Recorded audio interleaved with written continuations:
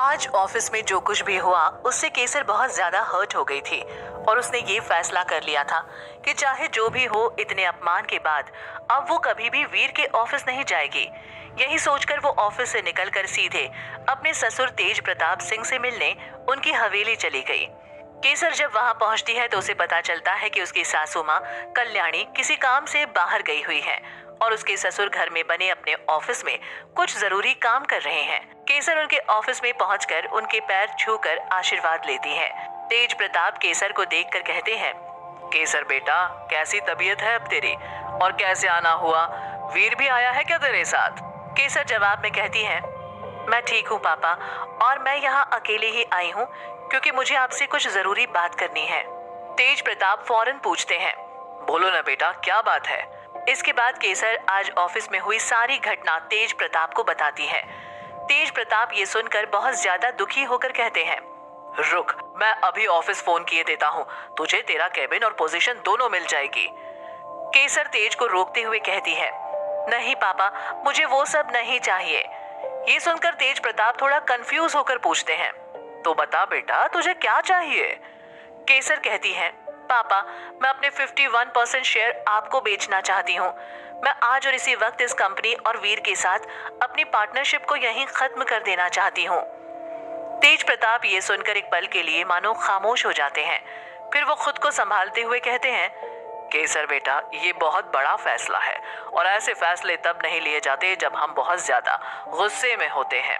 तू इस कंपनी की सबसे बड़ी हिस्सेदार है और तू जैसा चाहेगी वैसे ये कंपनी चलेगी। तू जिसे रखना चाहे रख, जिसे हटाना चाहे हटा दे। मैं आज से ये पावर तुझे देता हूँ। तू चाहे तो वीर को भी निकाल सकती है और मेरा यकीन मान, जैसा तू चाहेगी वैसा ही होगा। इस पर केसर कहती है, लेकिन उससे क्या होगा पापा?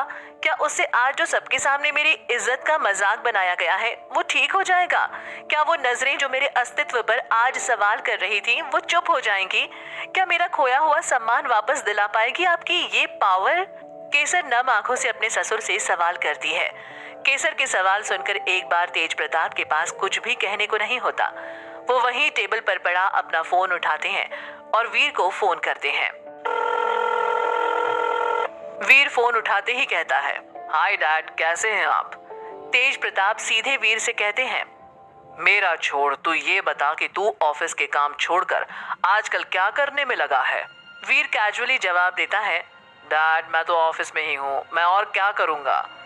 तेज प्रताप गुस्से में कहते हैं, वीर, तूने जो आज केसर के साथ ऑफिस में किया है उसकी मुझे जरा भी उम्मीद नहीं थी।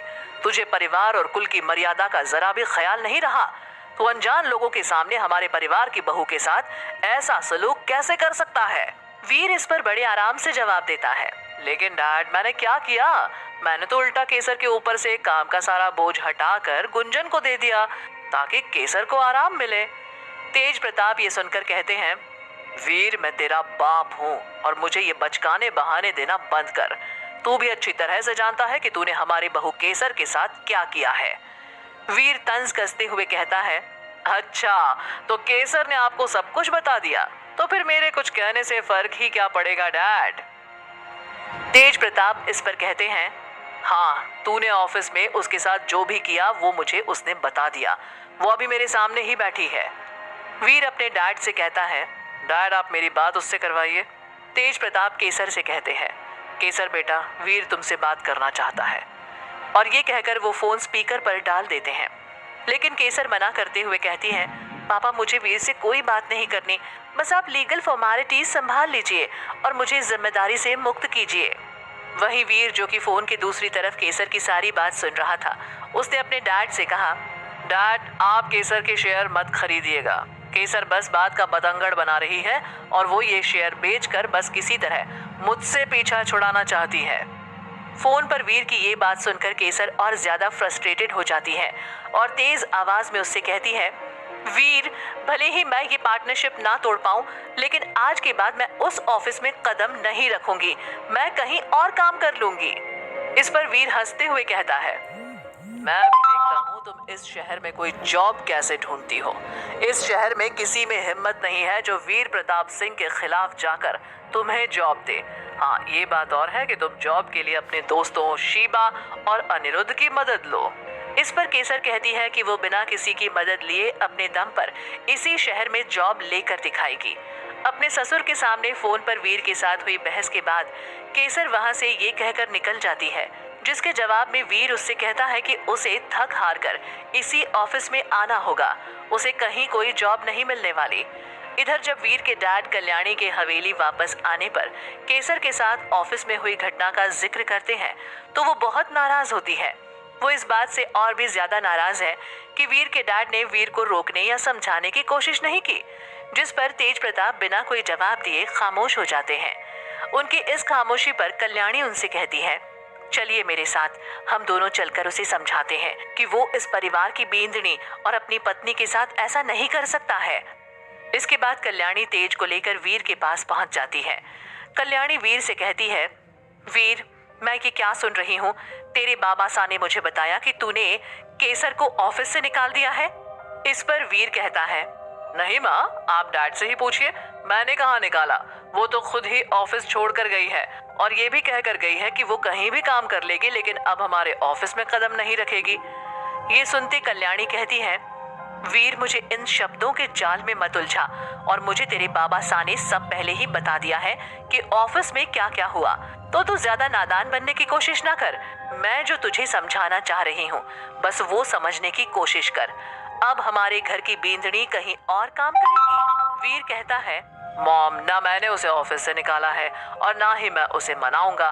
उसके लिए हमारी कंपनी के दरवाजे हमेशा खुले हैं। हाँ, अगर वो खुद ही हमारी कंपनी में काम नहीं करना चाहती तो फिर मैं भला इसमें क्या कर सकता हूँ।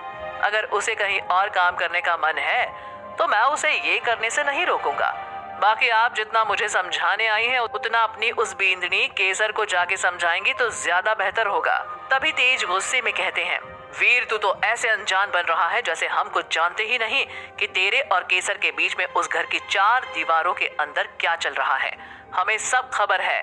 इस पर वीर कहता है, डैड, केसर और मेरे बीच में मेरे घर की 4 दीवारों के अंदर क्या चलता है वो मेरा पर्सनल मैटर है। आप उसे लेकर परेशान ना हो, वो केसर और मैं आपस में देख लेंगे। वैसे आपकी और कोई भी शिकायत हो तो पूछ लीजिए, मैं आपके सामने यहीं खड़ा हूँ। वीर के इतना सब कुछ कहने के बाद कल्याणी और तेज वहां से ज्यादा कुछ कहे बिना ही चले जाते हैं। वहीं केसर घर पहुंचकर गुस्से में जॉब पोर्टल से नंबर निकालकर बहुत सी जगह जॉब के लिए बात करती है, लेकिन जैसे ही लोगों को ये पता चलता है कि वो मिसेस वीर प्रताप सिंह है तो लोग उसे जॉब देने से मना कर देते हैं और पूछने पर इसका कारण ये बताते हैं कि वीर प्रताप की पावर और रसूख के आगे वो कोई भी ऐसा काम नहीं करना चाहते जिससे उनके और वीर प्रताप सिंह के बीच में कोई दुश्मनी पैदा हो। वीर के पिछले कारनामों के किस्से लोगों ने अखबारों की हेडलाइंस में पढ़ रखे थे, तो कोई भी केसर को जॉब देकर ये रिस्क लेने को तैयार नहीं था। ऐसे में केसर को हर जगह से निराशा ही हाथ लगती है। इधर वीर शाम को घर आकर जब केसर को किसी से बात करते हुए सुनता है तो उसे भी समझ आ जाता है कि कोई भी केसर को जॉब देने को तैयार नहीं है। ऐसे में वीर केसर को टॉन्ट मारते हुए कहता है, हाँ तो बीवी, कहाँ मैनेजर लग गई आप? कितना बड़ा केबिन मिला और नौकर चाकर गाड़ी वो कहाँ है? कहीं दिखाई नहीं दे रहे आपके आसपास। क्या हुआ, अभी टाइम है क्या उनको आने में? चलो, अब मैं आ ही गया हूँ तो मुझे भी दर्शन हो ही जाएंगे। केसर कुछ ना कहते हुए बस वीर की तरफ एक हैरानी भरा लुक देती है तो वीर कहता है, अरे क्या हो गया बीवी, अब इतनी बड़ी हो गई हो कि हम जैसे छोटे लोगों की बात का जवाब भी नहीं दोगी? केसर जॉब ना मिलने की वजह से पहले से ही परेशान थी। उस पर से वीर ने आते ही फिर से केसर को और परेशान करना शुरू कर दिया। वो आखिरकार वीर से कहती है, आज तुमने बहुत सही पहचाना खुद को वीर, तुम वाकई में बहुत छोटे हो और छोटी है तुम्हारी सोच। केसर के मुंह से अपने लिए ये बात सुनकर वीर आग बबूला हो जाता है और उससे कहता है, बीवी, मैं भले ही कितना छोटा हूँ लेकिन कम से कम तुम्हारी तरह किसी का कातिल नहीं हूँ। वीर के मुंह से एक बार फिर से कातिल शब्द सुनकर केसर एकदम शांत पड़ जाती है और उसकी आंखों के किनारों से आंसू झरने लगते हैं। अरे बीवी, क्या हुआ तुम्हें? मैंने कुछ गलत कहा क्या? केसर इमोशनल होकर कहती है, नहीं वीर, तुमने बिल्कुल सही कहा, तुम कभी कुछ गलत कहते ही कहाँ हो। वीर प्रताप सिंह से कहाँ कभी कोई गलती होती है, गलती तो बस दूसरों की होती है। खैर, मुझे अभी बहुत काम है और मेरे पास टाइम बहुत कम है और मैं तुमसे बहस करके उसे वेस्ट नहीं करना चाहती। हाँ, टाइम की तुम्हारे पास बहुत कमी होगी। कहो तो मैं तुम्हारी कुछ मदद कर दूं जॉब ढूंढने में। मेरे कुछ कॉन्टैक्ट्स हैं, तुम अगर कहो तो वो मैं तुम्हें दे देता हूँ। तुम बस मेरा नाम बता देना, तुम्हें बिना इंटरव्यू के ही वहाँ जॉब मिल जाएगी। केसर ये सुनकर कहती है, नहीं वीर, मुझे तुम्हारे या किसी और के एहसान की कोई जरूरत नहीं। मैं अपने लिए जॉब खुद ढूंढ लूंगी।